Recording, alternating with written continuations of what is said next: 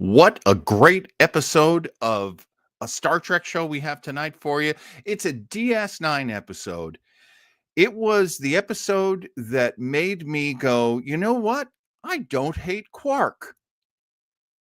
Actually, I really grew to like Quark, and as a matter of fact, it's a great episode, and I really think it deserves a lot of love. So that's what we're doing tonight, right here on Retro Trekkers.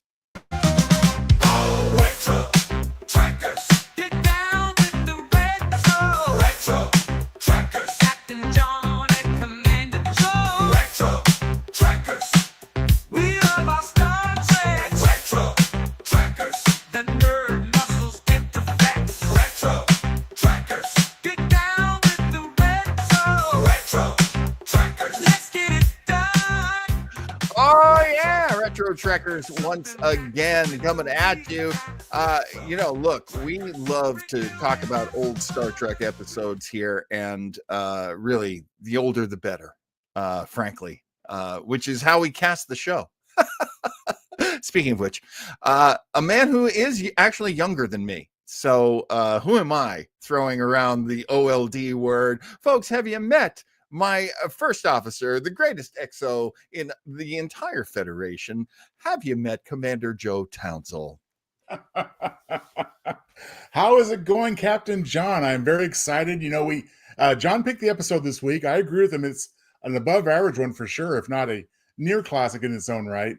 And I think for many people, including John and myself, we weren't put off of Quark. He was pretty much a good character from the beginning. He just had some writing issues initially, but I think it unsoured us from the Ferengi generally. It's generally accepted, the notion, and I correct me if I'm wrong, but wasn't the Ferengi bunch, weren't they supposed to be the villains in Next Generation? Oh yeah, go back and watch Encounter at Farpoint for a couple of references. And the first three episodes basically they showed the Ferengi and thought, maybe not going to work out as far as a primary nemesis or villain race. But lines like, "Wait, let's hope that the Ferengi find you as tasty as their other enemies," and stuff like that. It's like, oh boy, what are these going to be? And okay, well, but you know what? DS9 definitely made the Ferengi acceptable. There was as you would want with the portrayal of any race on any show, show us the spectrum.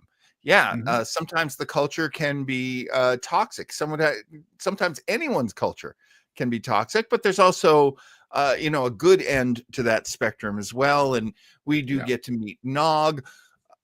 We get to meet Rom, who always made me laugh when he would go Moogie. And these are great actors too. I mean, Armin Shimmerman, really, this is probably one of my favorite Star Trek actors who isn't a captain. And I have a lot of reasons for loving him. William is with us. Welcome aboard. Yeah. Is William an ensign? What do we think? Have we discussed this? Well, I guess generally, everyone's an officer, so that goes without saying.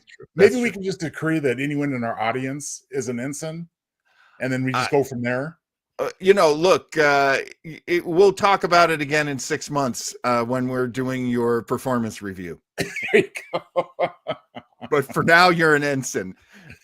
So Ensign Wells, hey guys, I met Armin Shimmerman years ago. He told me he never wore a badge on DS9. Armin Shimmerman is a fascinating guy, and I say that not just as a fan of Star Trek, but also as an actor. Like, I love him as an actor, and we have stories, and we can talk about him later. And of course, we have Ensign Rosario. Come on. What can you say about Ensign Raphael? I mean, my goodness. Such the best darn crew for SB80 ever, as far as I'm concerned. Hell yeah. We are so lucky to have you with us. And, feel free. We'll get your, we'll get some, if not all, of your comments up on the screen. Let us talk about the House of Quark. Let us. This is, of course, from DS9. Now Joe is very fair and very even-handed when it comes to Star Trek, and I admire that. I am not nearly as kind. I do feel that some series are better than others, and of course, I have my favorite, and it does reflect very much like the best years of my life. I hate to say it. I'm sure I have many ahead of me, but some of the best years of my life were in the 90s. And that's when I was watching DS9. And boy, I loved this show. This is the third episode of the third season of Deep Space Nine. Now, Commander, let's talk about the third season of Deep Space Nine. What were your impressions of it? My impressions were as follows. I mean, it pretty much paralleled Next Generation, started coming into its own in season 3. And not necessarily just because of the character, but of course, when Worf came along in season 4, then it really took off. But yeah, the third season was kind of an awakening. But although I think that the first 2 seasons of DS9, or at least the second season, was noticeably better than TNG's second season. So it gained that momentum a little bit more quickly, in my opinion. That is a very interesting distinction. Yeah. I'm glad you shared that. Because I have to say that first season was a little touch and go. Sure. I mean, move along home, anybody? A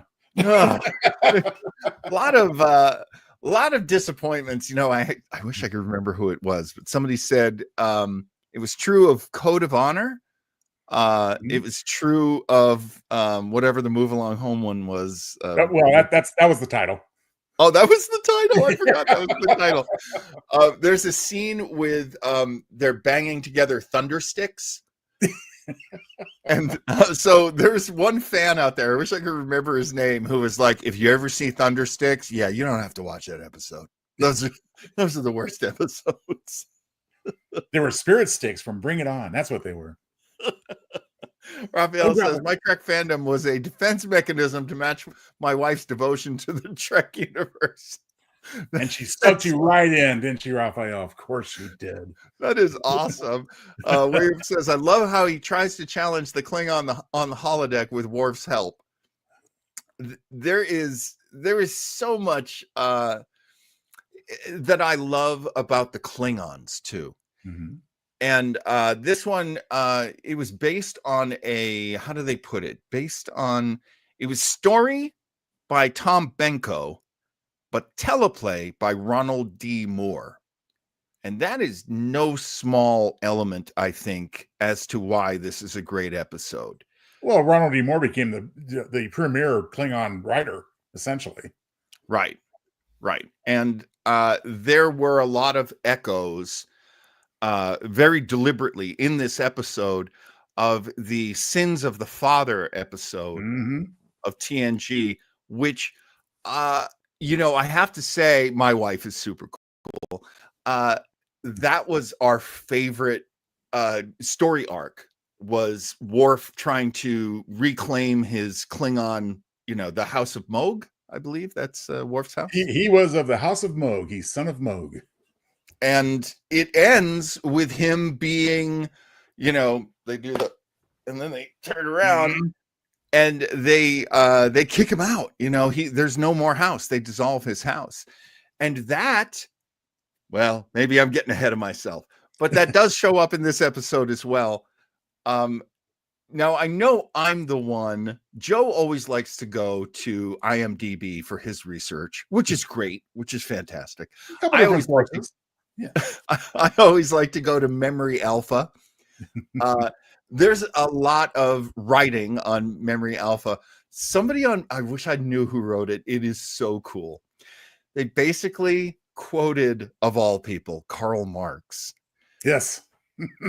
And the quote was, history appears and then it repeats. This isn't the exact wording. First, history appears as tragedy, and then it comes back again as farce. Right. And that is exactly what happens in this episode. Oh, I mean, down to almost identical situations, as you pointed out, John. I mean, we'll see them, of course, but yeah, I mean, totally lives up to that theme. Raphael says, do I interpret your thumbnail correctly in starring John Weber and Joe Townsel as Wally and the Beaver? Raphael, you hit that nail right on the head, my friend. Yes, indeed. I have to show it to everybody again because I love it so much. Where is it? John thought I may have overmade myself as the Beav. I lost my hair, my nose, and my teeth for this graphic, but it was worth it. Why is it not showing up? Where is it? It should be right there. We go. Yes, I think I only pretty much left my eyes, but I think I still peek in there a little bit. But I'm telling you, I think John as Gyron / Wally is spot on. Well, I'm super impressed that Gyron's hair looks like Gyron's hair. It also looks like the ears of Rolf, the piano playing Muppet. Well, again, it has to work on many levels to be successful. So thank you, John. All right. You know what? It is time for us to really get the show started, and the show can only get started when we do the beats. Oh my God, I didn't load up the beats. Oh, hang on. Oh, keep watching this, everybody. I've had to do this before. Loading up the beats live on the air. Oh boy. Yeah, everything was a little raggedy today. Well, John asked me before showtime, as he always does. Did we get everything? Yeah, it's all there. Forgot the beats. Oh my goodness. There we go. Take a trip down TV memory lane with Retro Trekkers. This week, from Deep Space Nine, you don't want to mess with the warrior head of household and certified public accountant of the House of Quark. It's a slow night at Quark's, the friendly bar where everyone knows your name. An obnoxious drunken Klingon slob wants to sip the Ferengi barkeep and not pay his tab. Quark growls his disapproval, which turns into a peep when the Klingon barks back. Alas, the timidity is too little, too late.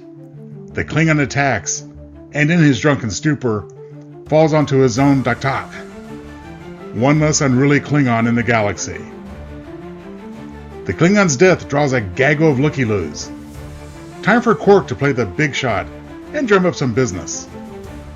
Well, yes, indeed, I killed the Klingon in self-defense. Odo and Bashir smirk, wisely doubting Quark's story. But it's not illegal to lie. In fact, with the Ferengi, it's a lifelong acquired talent. Odo warns Quark. Puff off your chest if you must, but you just bested Kozak in personal combat. True, he was an a-hole, even among Klingons, but he had considerable power and influence. His family will come looking for you. Big deal, says Quark. There are libations to be sold. Besides, like Rodney Dangerfield, he gets no respect. It's time for that too. Oh, it's B story time. Keiko has been forced to close her school due to a lack of students. The Dominion are moving into the Alpha Quadrant at an alarming pace. Well, there goes the neighborhood. O'Brien tries to lighten her mood, but she still feels lost and lacking a purpose. But O'Brien has an idea.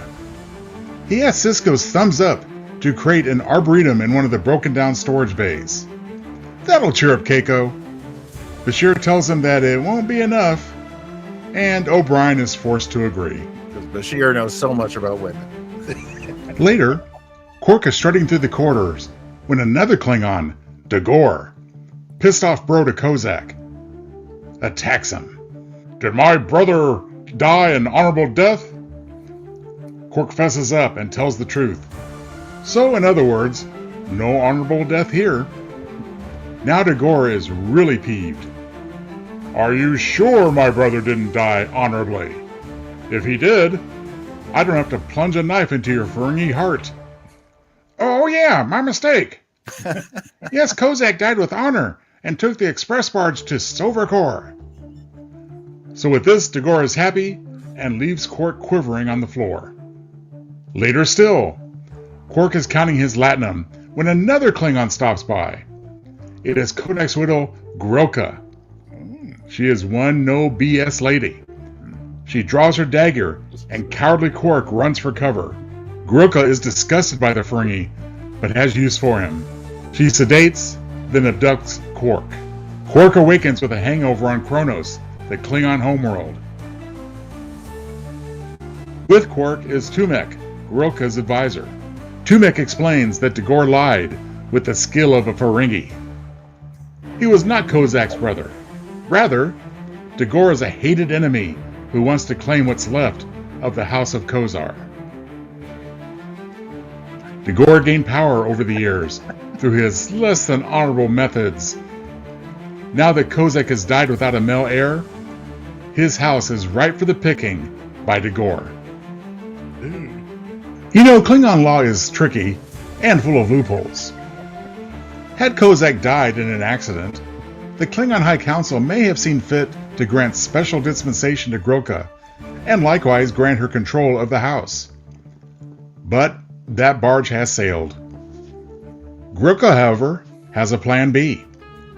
She forces Quark to wear a ceremonial robe and recite some odd Klingonese vows. Then, Groka kisses Quark, spits violently, and offers the Ferengi a Mentos, the fresh maker. Congratulations, Quark! You are now Groka's happy hubby. Dagor tells the High Council he's ready to collect on Kozak's house and property. Not so fast, you dirty Klingon opportunist. Groka has completed the Brecht Hall ritual. So what the heck does that mean?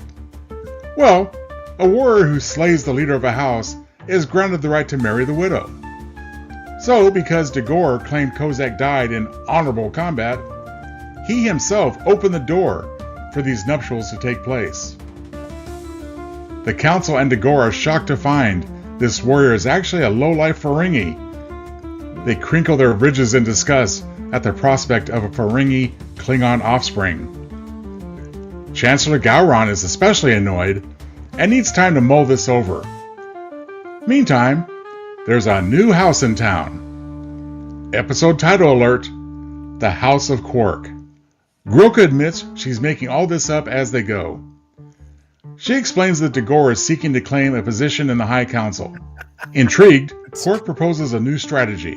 Look through the financial records of the house for evidence of Dagor's acts of financial sabotage. Groka is bored with the prospect of looking through some filthy ledgers, but if Quark wants to get his hands dirty, well, go for it. Voila! Quark easily detects over 5 years of plots and schemes to devalue the House of Kozar's property, making it ripe for takeover.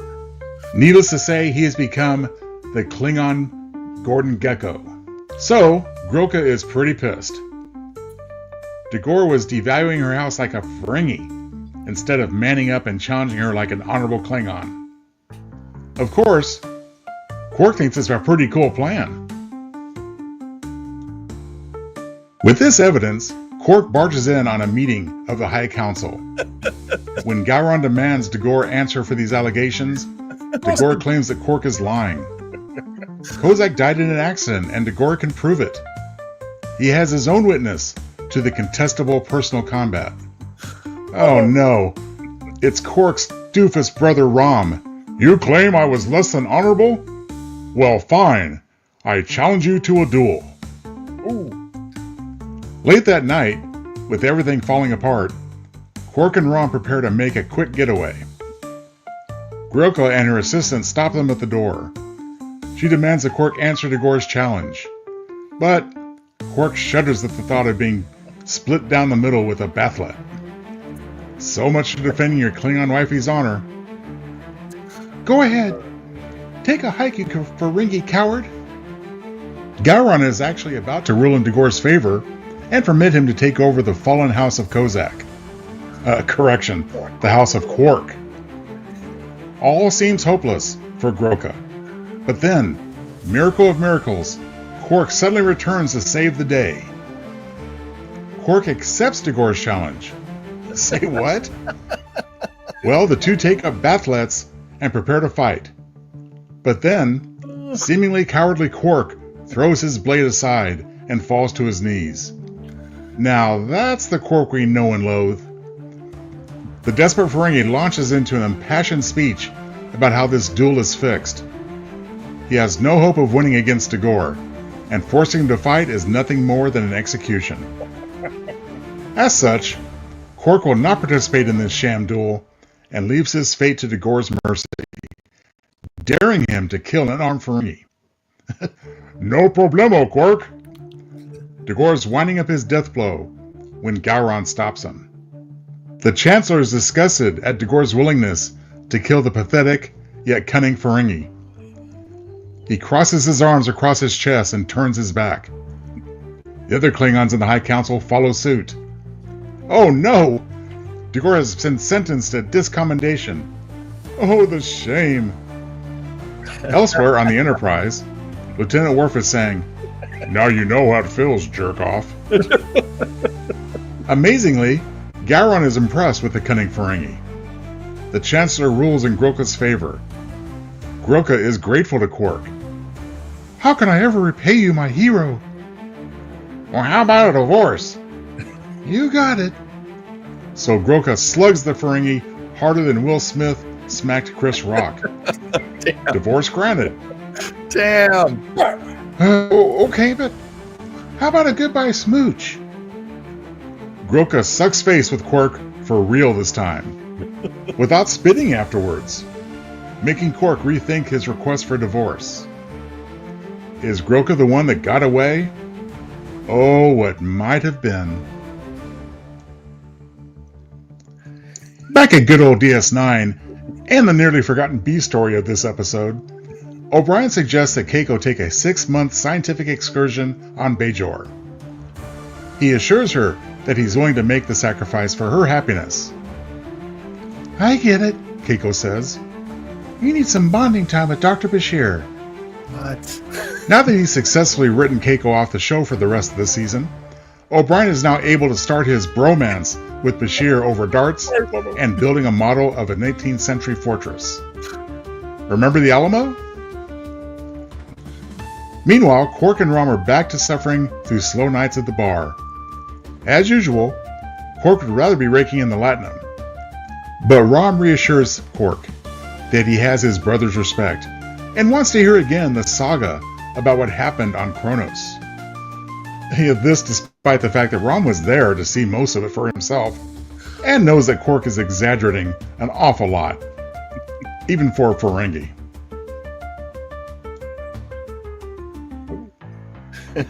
But true love will not be denied for long, or at least for 2 years.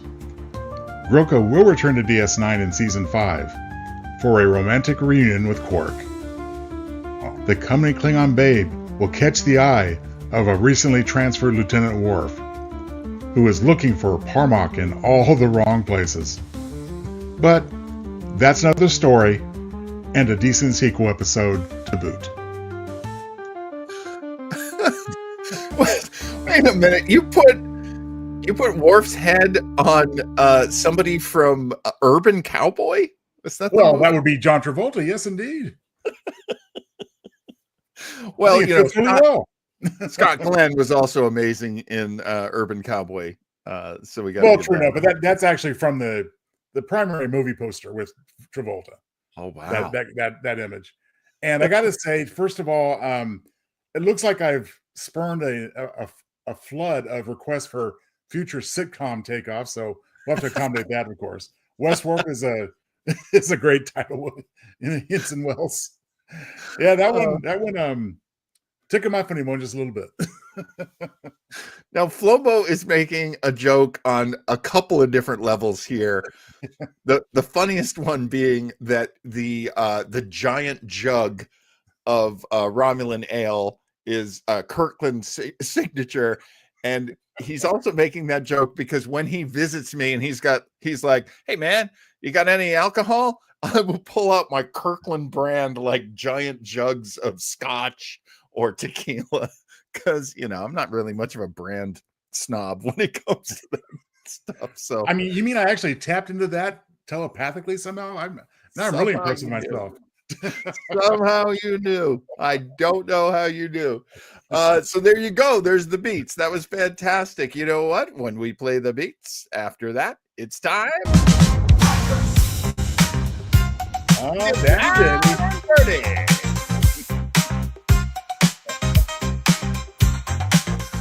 So let's get into it. What did you like? What did you not like? What did you love? What did you loathe?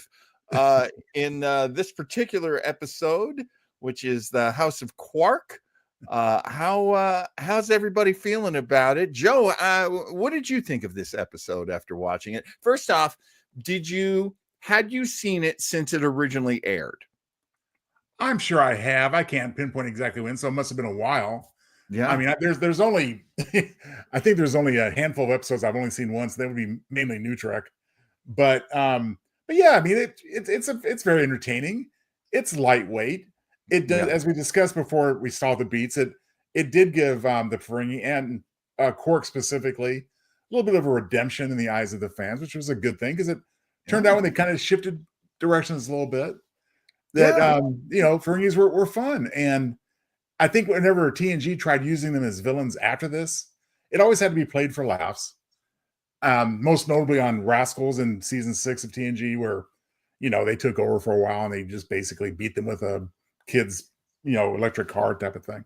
But yeah, but it's really entertaining. And it did spurn a sequel of sorts in season 5, which was also entertaining. Parmac in all the wrong places. So yeah, good episode. No complaints. Parmac in all the wrong places is easily one of the best titles of an episode. I mean, for I have touched, for the world is hollow and I have touched the sky. I never loved that title, but I do love Parmac in all the wrong places. Well, for the TOS title you just mentioned, they had to take the point size down to about 8 to get to fit on the screen. Man, I'll sneak in a tidbit here. Sure. By my research, this is the only episode in nearly 1,000 episodes of Star Trek total that has a Klingon word in the title. Well, that's interesting. I hadn't thought of that. I had not thought of that. This episode is distinct in quite a few ways. This episode is one of the. I think this is the only episode in which. Oh no. So this is this the first time Gowron appears on another Star Trek? This is the first time Gowron appeared in DS9, which is the only other Star Trek he appeared on. And it is the only episode, more tidbits, I can't help it, but it's the only episode in which he appears on DS9 that Worf does not appear. Oh, yeah, that's right. That's right. Robert O'Reilly, of course, the actor who plays Gowron. So great. And he is fantastic. I love him on so many levels. His interaction with fans was always so respectful. Like all the big fat guys who dress up like Klingons would be like, you are our leader. And he'd be like, out of makeup at a convention doing Gowron like, yes, we shall get glory together. And I always loved that about him, that he was a player, not just an actor, not just a great actor, but also a guy who understood the sense of fun behind all of this and never felt that he was above it. There are a lot of great actors who do that, and another one of them was Armin Shimmerman, who played the very first Ferengi, by the way. That's right. Yeah. That's right. And so now when we were talking earlier about Rom, that actor's name is Max Grodenchik, I believe. That's right. Max Grodenchik, a very cool guy himself, playing a lot dumber than the actual actor. He's not dumb at all, but he plays a dumb character in a very sweet little brother kind of a way. Again, Moogie. I love that they elevated Quark, and at the same time they elevated Rom into the drama, into being characters who face adversity and must overcome them. And of course, Rom would do so much more in later years on DS9. This for me was the moment where I stopped hating Quark. Since then, having been a fan, I have, I'm sorry, I just noticed this from Raphael. uh, I am a huge fan of Armin Shimmerman, and here's why. And I've told this story before, so I'll tell it quickly. When I had watched Things We Left Behind, which is a great movie, and you should watch it. It's about Deep Space Nine and how everybody on it worked together and how fantastic their work was, how it was an ensemble and how everybody, supported each other. And one of the things that Armin Shimmerman would do is anyone who was in a scene with him would get invited to his house on Sunday. And then on Sunday, they would rehearse live as if they were doing theater and rehearse so that everybody was comfortable and everybody understood, the dynamics and they learned their lines early. And this is such a huge help on a set because you don't get to rehearse. Most of the time, they're just like, fast. We got to move. There's a little version of your script called sides, and it's like this big. And you look at your lines and they're like, okay, are we ready to roll? And then, you basically, you've looked at your lines and you're like, yeah. How can you say that? That is terrible. Okay, we got it. Let's move. It's fast. So the process could be made so much better by having that outside rehearsal. And I always appreciated that because I always felt there was a lot in their scenes, the scenes that were done with the Ferengi, specifically Armin Shimmerman scenes. Did you like Quark more after this? That question's open to everybody, but Commander Townsel, I'm talking to you. Did he climb up the ranks for you in how you felt about the different characters on DS9? I believe this one would be a good place to pinpoint that with a yes, because up to this point, we got about 2 seasons under our belts. This is the 3rd episode of season 3. And just prior to this, for example, he's just this sniveling little dude that, invites himself along on the expedition to the Gamma Quadrant, and then they encounter the Dominion there and so forth. He's just a little rat fink, and he even continue to do that from time to time. Yeah. But this is the first one we saw a little bit of depth and a little bit of advancement for the character. And, let's not forget that, again, Rom, he accomplished many great things. The most major of which, in my opinion, is he managed to bag Lita. Oh my God. Oh my God. Chase Masterson. Yes, I will. Yes. Double. The other thing that I loved about this is it kept rewriting, or not rewriting, but expanding the mythology of the Klingons. Sure. That had always been one of my favorite parts of Next Generation. Was here were the Klingons. They were in the Federation now. It's a tough fit because they are so different from all the other cultures that are in the Federation. And we keep learning more and more. I don't think Flobo's still in the audience, but if you are Flobo, fantastic. But Flobo is one of those people, one of those fans who's like, yeah, I'm not buying it. I have a lot of friends who are like, yeah, the Klingon stuff. I was like, it was my favorite stuff. It was like learning about samurais from space. Right. Well, this episode, was the first among many that advanced both the Klingons and the Ferengi, really. Right. I mean, the Klingons were pretty they're pretty far along at this point because they had the whole TNG arc before this. Right. But now we're starting to see some change. Of course, when season 4 hits, watch out. I mean, they're, all hell breaks loose, so to speak, in a good way. In a very good way. Yeah. I mean, I remember listening to fans. I was living in New York at the time, and I remember going down to Forbidden Planet Comics Mhm. Occasionally I'd buy my comics down there, and there are a bunch of Star Trek kids, kids, they're in their 20s, uh, standing around and having this argument about whether or not it was cool that the Klingons were on Deep Space Nine. They seem to have some kind of feeling that they didn't belong, that, they're a TNG Mm. property. And of course, I'm just like, more Klingons. Hell yeah. Especially in a non-Federation setting, which Deep Space Nine, I always felt it wasn't really very Federation. It was more Oh no, about no, not at all. Major. They were just there to administrate. They weren't there as Starfleet per se. And a lot of people argue, and I'd be one of them, I think, to say that Worf was a better fit for DS9 than the Enterprise.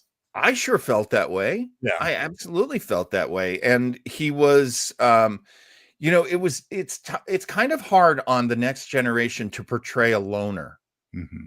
because everybody's friends and they're like a family, and everybody knows each other so well. But by the time they bring Worf over to Deep Space Nine, he is not a member of that family, and it is really kind of plain to see that he is a loner.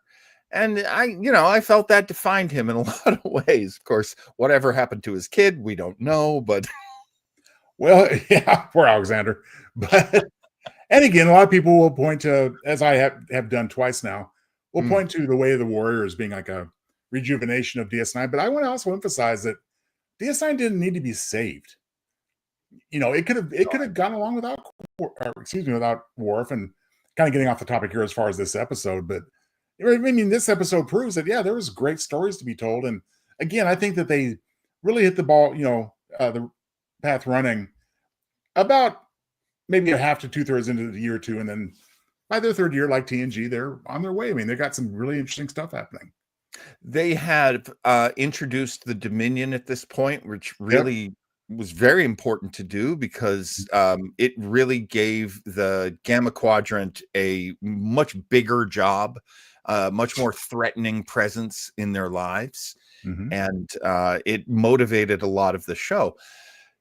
Now, of course, it wasn't just the story, it was also the storyteller. So Right. Ronald D. Moore is churning out a lot of these stories, and they are fantastic. Again, one of my real heroes of this series is one of the writers, one of Mhm. the associate producers, Ronald D. Moore. Um, let me ask you this: are we out of down and dirty now? Are we into the next segment?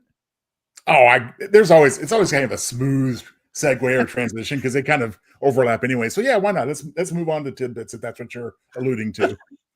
Oh, actually, Oh, you were going to go to MVPs, weren't you? Let's do yes, that. I was. Yeah. Yes, I was. Raphael says Alexander went punk. Yeah, he did. If I can just mention this real quick. Oh, hang on. Let me get the That's our volume intro. up. Go right ahead. Go right ahead. I always thought it was kind of interesting that Alexander grew up to full adulthood within like 4 or 5 years of actual time, but Klingon somehow lived, for 100 years like Vulcans. I've never understood that, but that's just a random thought.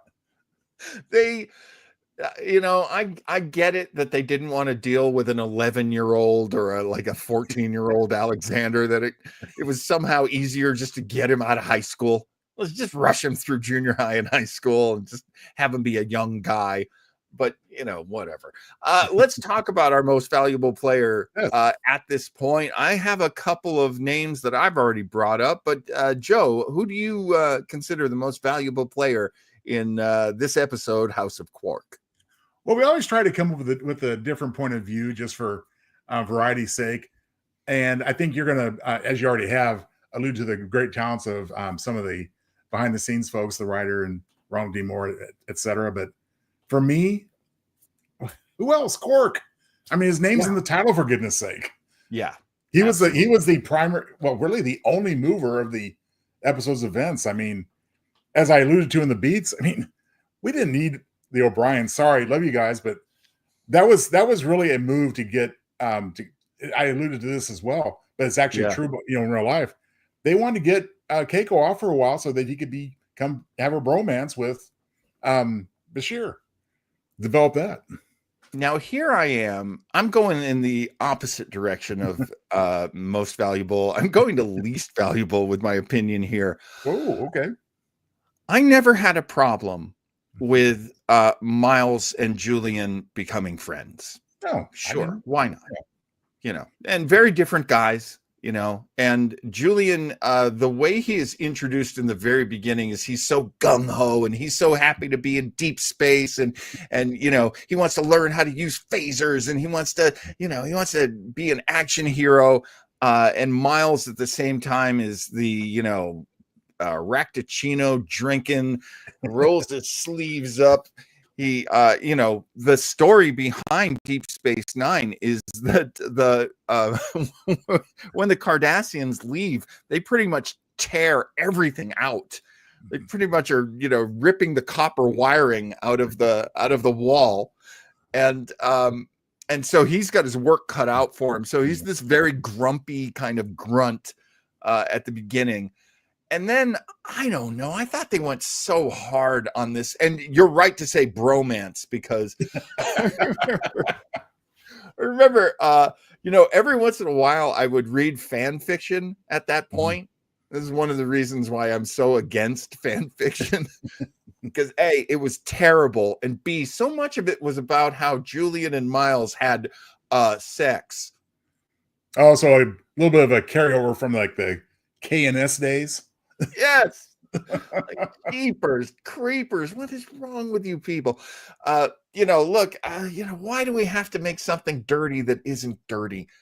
I mean, John, you and I are good friends, and that's all there is to it. Our bromance is just that. But I will say this: looking sexy tonight, baby. Well, you are too. You are there, hot buns. My goodness, was Valentine's Day already last week? Just the idea that any two people in a Starfleet uniform can be made into a couple, like, come on. But I don't know. I suppose it was a hook that helped the show. Did you ever feel like it made things better that O'Brien and Bashir were friends? Because I never felt that way.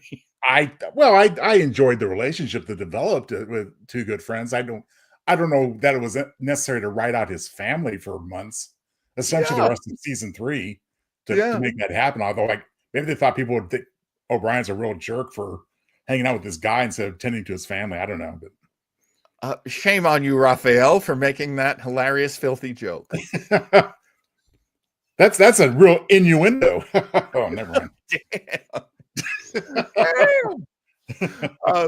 We had a lot. Oh, yeah. So, all right, here's a story that I love. This is a story from Mary Kay Adams, who played Grilka. Mm-hmm. She said, the first time that I sat in this chair and they were applying the Klingon makeup, Armin Shimmerman came over to me because before we were even on camera, and he said, this is going to be a very long day. And as the day goes on, you're going to feel more and more disorientated because of all the stuff they're going to put on you. It happens to everyone. It happens to me. If there's ever a moment where you really feel unsure, or if you don't know what's going on, take me aside and we will work through it. And Mary Kay Adams said, I was so touched by his kindness and his honesty. And I got to tell you, that's what a great actor does too. As he says, look, I'm here for you. I will always help. That's what a great actor does. Getting back to her actor as it goes, right? Yeah. Yeah. Back to her story. Being a guest star can be kind of hard. It can be.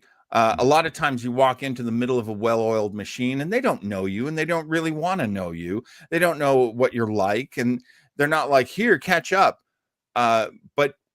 But that moment meant the world to me. And for that, even though I love Robert O'Reilly so much, for that, I have to say, Armin Shimmerman, not even Quark, is my MVP for this. Okay, so I have the character, you have the talent and kindness behind the character. That's a good mix. That's a good mix. And can I also say, having been an actor, most of my life now. Oh, wow. Look at that.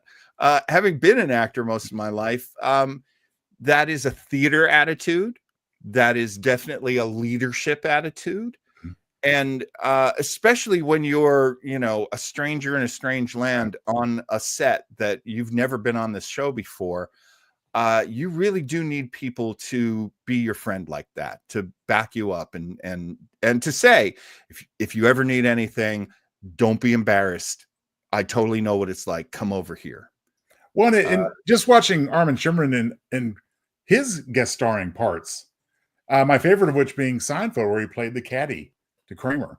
Oh, I forgot about that. Yeah, and one and done, but he's a standout in that episode. And I'm sure that a lot of his generosity and kindness to other actors who did take guest starring roles on DS9, at least partially came from that. Who knows the mixture of experience he must have had being a guest star on other shows.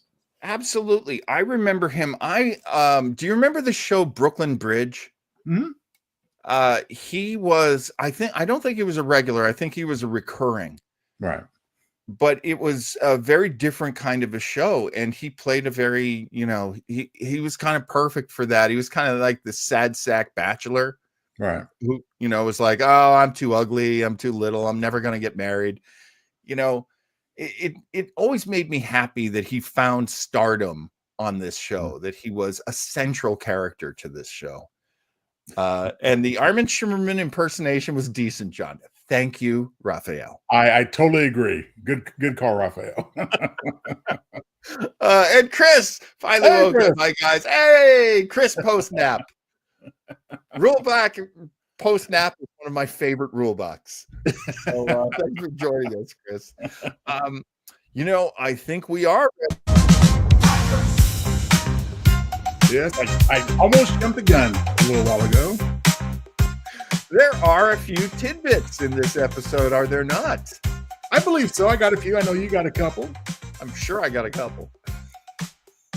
I think I might have already blown my. Oh, did I say that?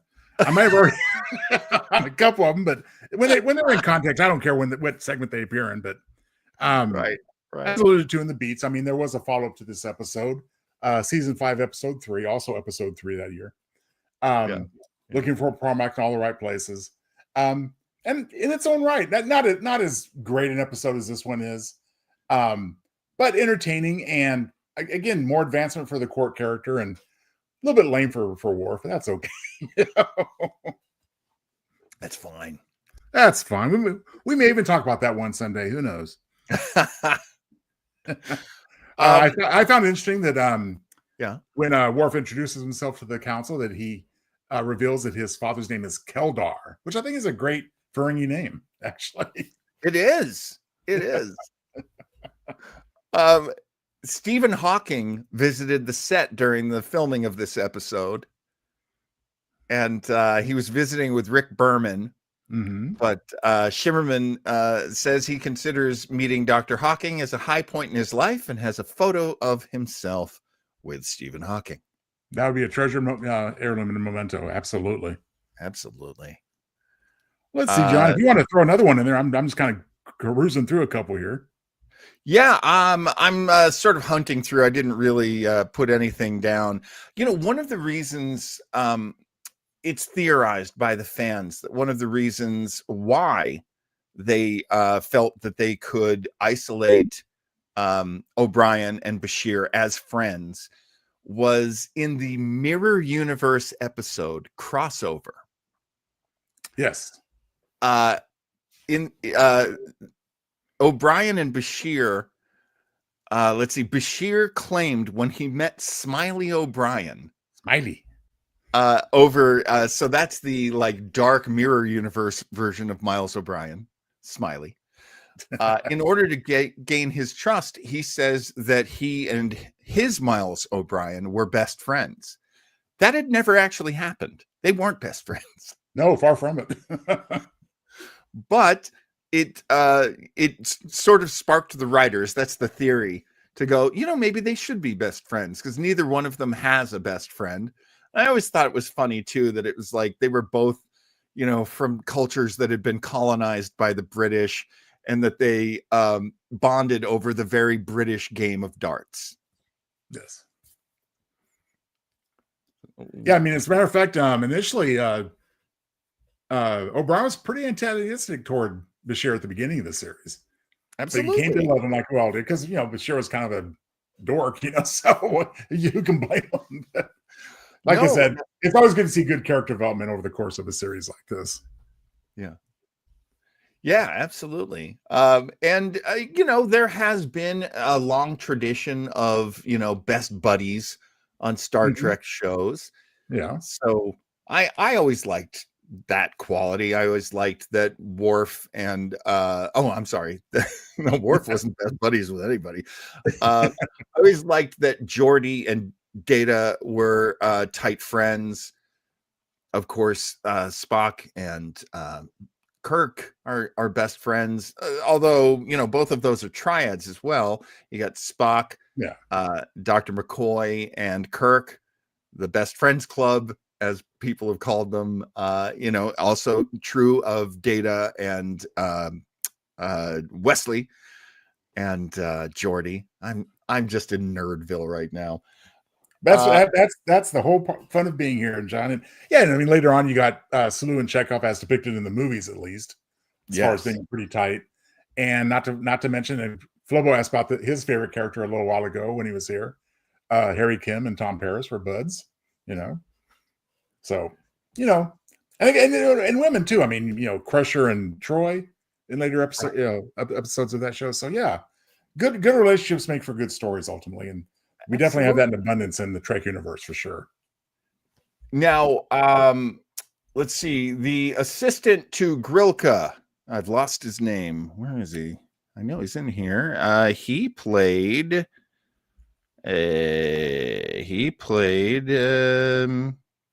Tumek. Yes, Tumek. And the actor's name is Joseph Ruskin. And you mentioned a couple of his other Trek roles a little while ago. Yeah. So he was on Gamesters of Triskelion. Triskelion. As Tumek, he returned in Looking for Parmok in Right. All the Wrong Places. Along with Mary Kay, yes. Do you remember the Cardassian informant? In the episode was Improbable Cause, and you just saw he put on full Cardassian makeup, but they only really shot his eyes. Well, you got to get in character.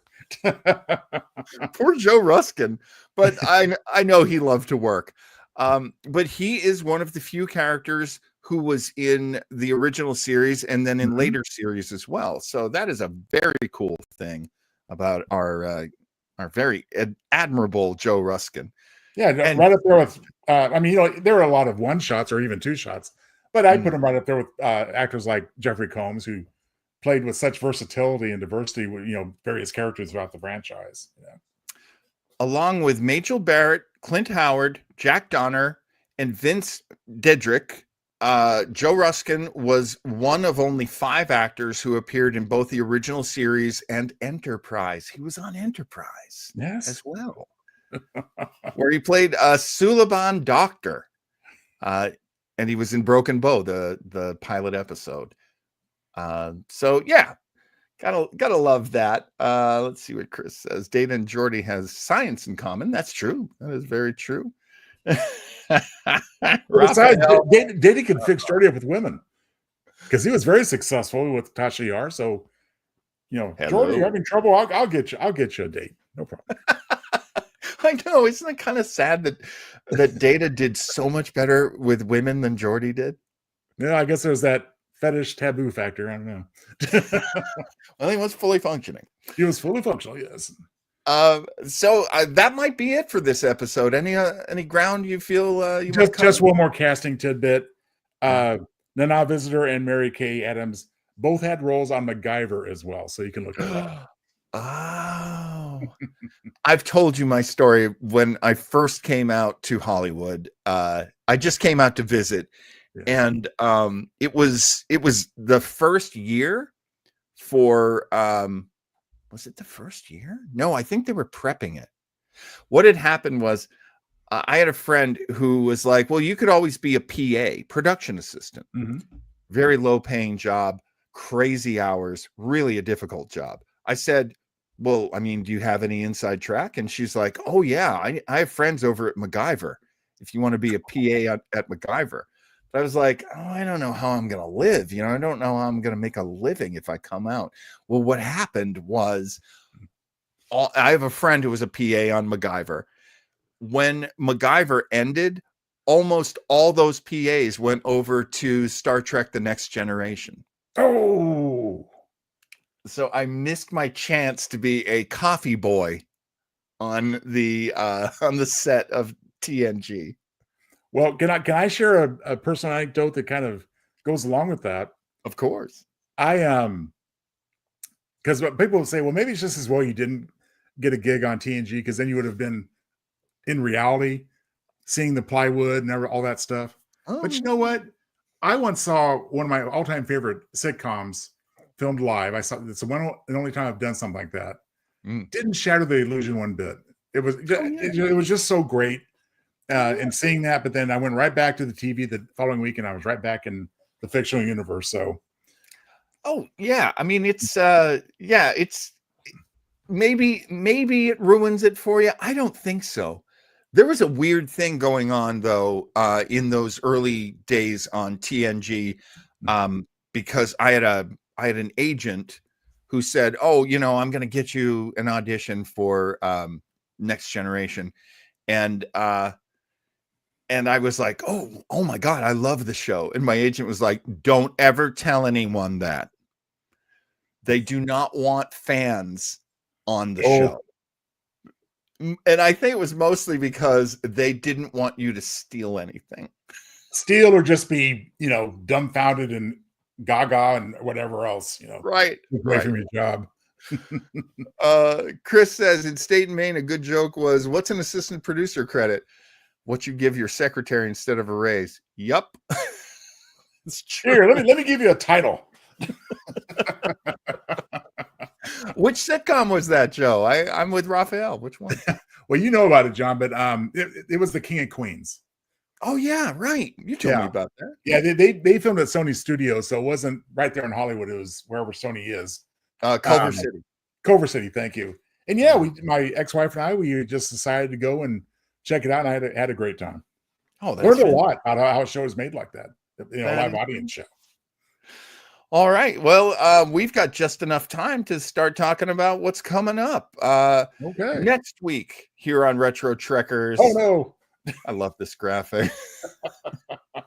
We're gonna be talking about the Final Frontier episode of Enterprise, which is one of the most controversial episodes of any Star Trek, and not for good reasons. But I'll tell you what, just give you a little heads up for where I'm coming from. Yeah, I liked it. Did you? Yes, I did. I mean, I there are things with it I don't like. Yeah. But there's a lot that I do, so we'll definitely be talking about that next time. Well, just as the graphic says, you be the judge. That what a great thing to offer to the audience. Well done, Commander. Thank you, Captain. All right, coming up on Thursday night on Mr. Weber's Web of Mystery, which comes in the same time slot as this one, 7 p.m. on the Pacific Coast and then 10 p.m. on the East Coast. We are going to listen to an old-time radio show.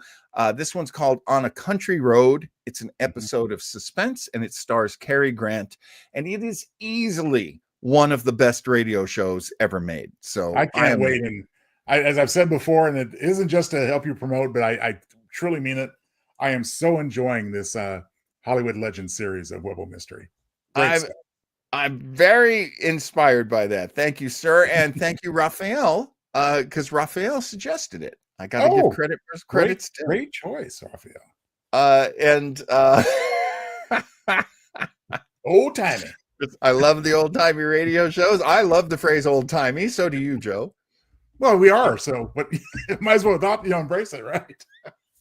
And Flobo says they should really just call it Thursday Night Spider Hat. Oh, the fact that you love Spider Hat more than me, Mr. Boyce. Well, maybe that's the spinoff. We just have Spider Hat on the screen, and John's over here somewhere wiggling it. Coming up this Sunday, February 23rd. It's my birthday, and it's his birthday. And so if you would like to hit me up, you can hit me up on Instagram at Hello John Weber, all one word.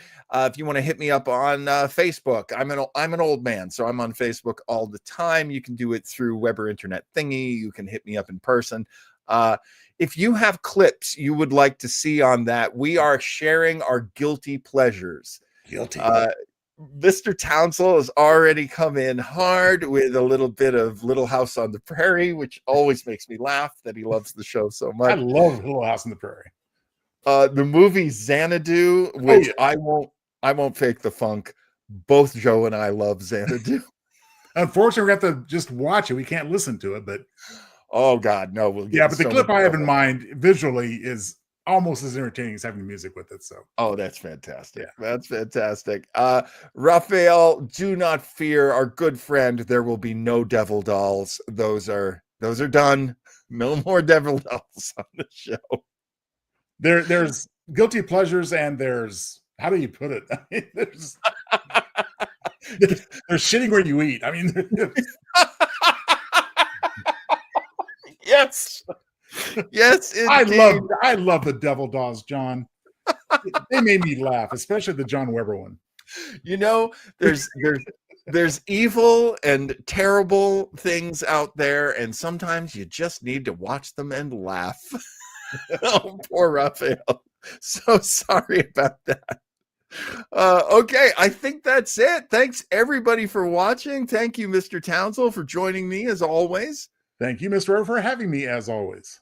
And hey, LLAP, our dear friend. See you next time. Retro Trekkers. Capt'n John and Cmdr. Retro Trekkers. We love our Star Treks. Retro Trekkers. The nerd muscles get to flex. Retro Trekkers. Get down with the retro. Retro Trekkers. Let's get done. Retro Trekkers. Coming back with the recap. Retro Trekkers. Reviewing has some fun. Recap. Review. Retro. Recap. Review. Trekkers. Recap. Review. Retro. Recap. Review. Trekkers.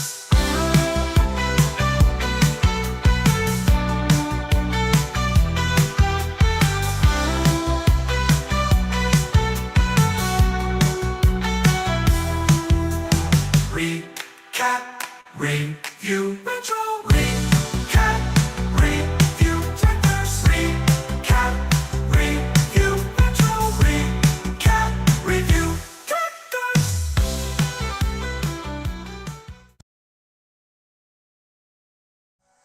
Made to order, a love so sweet. Even for to welcome, well, the loyalty.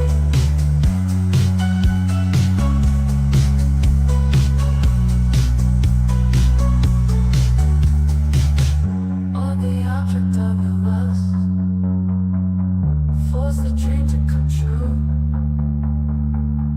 Now there's no one you can trust.